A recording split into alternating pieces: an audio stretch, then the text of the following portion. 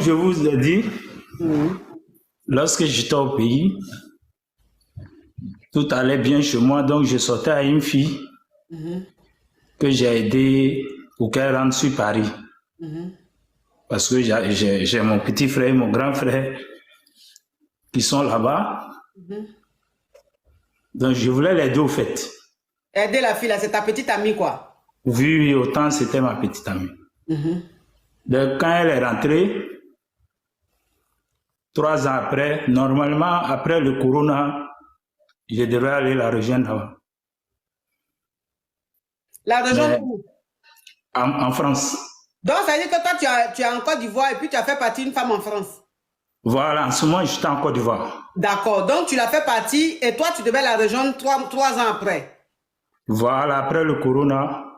Donc, lorsque le corona est passé, j'ai vu qu'elle me trompait.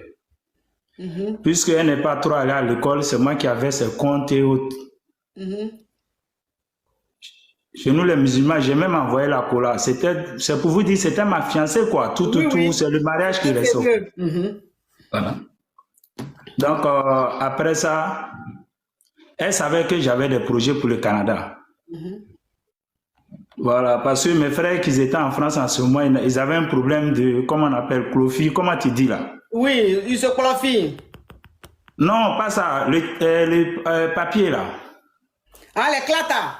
Voilà, les clatas, ils n'avaient pas de clatas. Donc moi, perso, je n'ai jamais aimé la France au fait, je n'ai jamais aimé l'Europe. Parce que même quand j'étais étudiant en 2016, j'ai essayé d'aller aux États-Unis, bon, ça n'a pas marché, bon, je laisse tomber. Donc, je ne sais pas si elle ne croyait pas à mes projets du Canada. J'ai commencé à lui faire des reproches. Un jour, elle m'envoie un message pour me dire ça va nous. Un jour, elle m'envoie un message pour dire ça va nous, tout ça. Ça va vous, ça veut dire quoi? Elle veut plus de la relation, d'aller chercher ma cola, tout ça. Bon, moi, j'avais mon orgueil et puis je me débrouillais pas mal. Voilà, je me dis qu'en France, c'est rien, bon. Bon, je suis venu aujourd'hui au Canada. Bon, depuis ce jour, je ne lui ai plus écrit, hein. J'étais dans mon coin. Voilà, elle avait quelques trucs avec moi. Lorsqu'elle a demandé, j'ai remis à ma soeur aînée, j'ai dit, bon, elle peut aller chercher. Donc, moi, je suis rentré au Canada. Dieu merci, ça va. Moi, voilà, j'ai la possibilité de voyager partout où je veux. En mars même, je dois aller voir mes frères sur Paris. Maintenant, il se trouve que ça fait 2 mois. Chaque jour, elle m'appelle, elle veut revenir. Au fait, elle m'aide, quoi. Oh, encourage, thank you. Merci, Macabia, oui. Chaque jour, elle m'appelle, elle m'aide. Elle veut revenir, moi, je ne veux plus d'elle. Maintenant, ma grande sœur me dit, logiquement, chez nous, là-bas, j'ai envoyé derrière la cola, c'est toujours ma femme. Or, moi, je veux reprendre ma vie ici. Parce que je veux plus de cette relation à distance. Je me suis déjà intégré, je veux reprendre ma vie ici. Donc, je sais pas qu'est-ce que je dois faire. C'est pas. En tout cas, moi, je l'aime plus. Mais souvent, il y a la pression des parents, disant que peut-être c'est la distance qui a fait qu'elle est comme ça, comme elle veut revenir, de comprendre tout ça. Bon, moi, je l'aime plus. Voilà, c'est pas comme s'il y a quelqu'un d'autre dans ma vie. Actuellement, j'ai personne dans ma vie parce que j'ai pris un petit coup. Mais elle, par contre, voilà, je l'aime plus. Ok. Donc, c'est quoi ta question, mon caviar? Ma question, c'est qu'est-ce que je dois faire, sachant que je dois forcément me marier puisque j'ai mon fils qui est au pays. Que tu as eu avec elle? Non, pas avec elle. Elle, sa maman est institutrice, mais elle s'est remariée. Donc, je dois me marier, au fait, pour qu'il puisse faire venir mon fils pour faciliter son intégration. Donc, la famille me met la pression de marier cette dernière qui est en France. Or, moi, je l'aime plus, à vrai dire. Mais je n'ai pas d'autres femmes ici encore. Je ne vais pas faire des relations à distance au pays, tout ça. Donc, je voulais avoir votre avis. Alors, moi, mon avis que je peux te donner en toute sincérité, en toute franchise, c'est que cette fille-là, tu ne peux pas la reprendre. Voilà. Merci. Le fait que toi, tu sois à Abidjan ou, je ne sais pas, en Côte d'Ivoire, et que ta fiancée, tu lui dises, ah bébé, moi je vais tout faire, payer ton billet d'avion, faire les mouvements, les ken, tout. Tu vas aller en France, tu vas me dévancer. Et 3 ans après, moi je vais te rejoindre. C'est-à-dire que c'est un plan que tu as établi. Justement. Donc la fille, elle vient en Europe. Quand elle vient en Europe, arrivé à un certain moment, elle pense qu'elle est trop arrivée. Parce qu'il y a des plaisantins qui sont en train de la draguer et tout, elle commence à te tromper. Alors, le fait qu'elle te trompe pendant ces 3 ans, c'est pas trop grave parce que elle est jeune, c'est un être humain. Tu vois? Elle peut être tentée et elle peut céder à la tentation.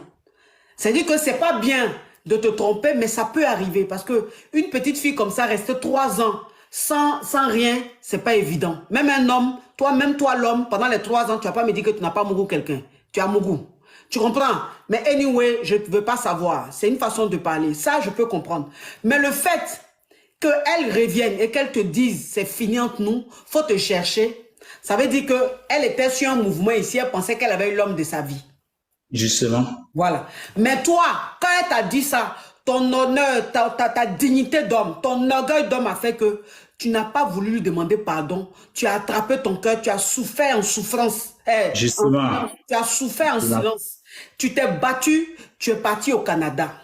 C'est ça. Maintenant, aujourd'hui, tu es au Canada. Cette même fille-là, elle revient encore te demander pardon de la reprendre. Parce qu'aujourd'hui, tu dois te marier, je comprends, dans la famille africaine, arrivé à un certain âge, toi l'homme, tu dois avoir une femme. Donc, tu as beaucoup de pression, tu dois te marier. Et la famille te dit que comme tu as déjà déposé la cola dans la famille de la fille, c'est pas grave, il faut pardonner, il faut prendre la fille. C'est ça même, c'est ça. Voilà. Moi, je dis, tu la reprends plus. Le service que tu lui as rendu, et puis elle est venue en France, là. Dieu voulait que tu fasses ça pour toi t'ouvrir des portes au Canada. C'est comme sacrifice que tu as fait. Tu comprends? Justement. Maintenant, toi, tu restes au Canada. Si tu ne veux pas prendre une femme au Canada là-bas, faut aller en Côte d'Ivoire. Tu vas trouver une femme là-bas que tu vas marier. Tu vas la faire partir au Canada. Tu vas faire partir ton enfant pour t'occuper de ton enfant. Mais celle-là, tu ne la reprends plus. Parce que celle-là, si tu l'as reprise, qu'elle allait te trouver au Canada là-bas, c'est qu'elle va te faire là-bas là. C'est folie qui va te prendre, mon frère. Merci, ma coach. On dit quand serpent t'a mordu, même vers de terre, il faut te méfier. Vers de terre, justement. Vers de terre, il faut te méfier. Tu comprends? Elle pensait que tu n'allais jamais aller au Canada. Elle pensait que tu étais en Côte d'Ivoire, tes cannes n'allaient pas marcher, tu n'allais pas... C'est ça même, c'est ça. Elle arrivait en France, elle est à l'abri. Mais quand elle a vu que Dieu a permis à ce que tu arrives au Canada, elle a vu que ça va. Parce que franchement, on n'a qu'à se dire la vérité, les petits Djoula, c'est des battants. Les petits Djoula, c'est des battants. C'est-à-dire que quand un Djoula prend avion, il a pris bateau, quoi que ce soit, qu'il est arrivé chez les Waiti, il travaille jusqu'à il travaille. Ça là seulement, on ne peut pas dire que... non, c'est des battants, c'est des bosseurs, les petits Djoula. Donc, quel que soit l'endroit où ils vont travailler jusqu'à un point va sortir. Donc, tu es arrivé au Canada, tu es en train de te battre, tu es en train de travailler pour toi, en train de sortir. Elle va quitter là-bas pour venir pour dire oui, et te demande pardon. Elle est venue en France ici, là, tous les Marocains qui l'ont mouru là. Toi, tu vas prendre ça? Merci, ma coach. Quelle maladie elle a ramassé, toi, tu vas prendre ça, amener, poisse comme ça, tu vas amener ça dans ton foyer au Canada là-bas. Jamais tu la reprends pas. Faut dire à ta famille, dis à tes parents que toi, tu dis tu la reprends pas. Et puis, c'est eux, c'est toi qui les nourris. Hein. Tu comprends? Quand c'est toi qui nourris ta famille là, elle te parle, toi, tu peux dire non. Et puis, ils n'ont rien à dire. Parce que où tu es au Canada, c'est toi qui envoie le jeton et puis ils mangent. Donc, ils n'ont pas intérêt à trop t'énerver. Faut leur dire c'est fini. Cola là. S'ils veulent, n'ont qu'à les reprendre. S'ils veulent, n'ont qu'à laisser là-bas. Ça, c'est eux qui voient. De toute façon, c'est jusqu'au là. C'est pas reconnu quelque part, c'est pas écrit quelque part. Tu n'es pas engagé quelque part sur papier. Rien. Tu laisses cette petite Yougos là. Elle n'a qu'à continuer sa vie là-bas, mon frère. Faut te chercher. Si tu veux pas trouver une fille au Canada, ou bien si tu veux femme même là, tout de suite là même là. Mais caviar qui sont au Canada là, les célibataires vont te contacter. Tu vas tomber sur une qui est bien, tu vas te marier, mon frère. Tu vas faire quoi ça là? Merci ma coach. Merci ma coach. Tu veux une caviar ou bien tu vas aller chercher toi-même à Abidjan? Non, je vais t'écrire dans les prochains jours. Ouais, il faut m'écrire dans les prochains jours. Ouais, je vais m'écrire dans les prochains jours, les caviars. Il n'a pas dit qu'il veut femme, hein? Il n'a pas dit qu'il veut femme. Oh, Pape Diallo, thank you. Oh, mon caviar, you. Pape Diallo, franchement, tu es adorable. Hein? Il dit, il va réfléchir, il va revenir. Hein? Voilà, je vais réfléchir. Je vais t'écrire dans les... Une bosse là-bas, parce que je vous connais. Hein? Au revoir, mon frère. Merci beaucoup, ma coach. Merci. Je vais vous revenir, Inch'Allah. Il n'y a pas de problème, Inch'Allah. Souleymane, tu veux quoi? Bonsoir, ma coach. Oui. Ma coach, ma copine est enceinte. Donc quoi? Ah, ma coach, comme je vous l'ai dit l'autre... Tiens, chez le tailleur là. Oui. Ma coach, comme je vous l'ai dit l'autre fois, là, ma copine, elle est une femme mariée. Aujourd'hui, on est allé à l'hôpital, on a fait le test. Actuellement, elle est enceinte. Je ne sais pas maintenant comment on peut savoir si c'est son mari ou bien si c'est moi. Parce que il y a longtemps, on sort ensemble. Donc, moi, elle a fait quoi? J'ai besoin de conseils, ma coach. Comment je vais faire pour savoir si l'enfant est pour moi ou bien c'est pour son mari? Bon, tu vois les conseils comme ça que tu demandes là. Tu vois, tes conseils que tu demandes là, c'est pour me provoquer ou bien c'est pour faire quoi? Ma coach, aujourd'hui, je suis vraiment troublé, ma coach. Non, tu n'es pas troublé. Je vais plus te troubler, tu seras bien troublé. Question que tu es en train de poser là, c'est pour me provoquer ou bien c'est pour faire quoi? C'est pour demander conseil, ma coach.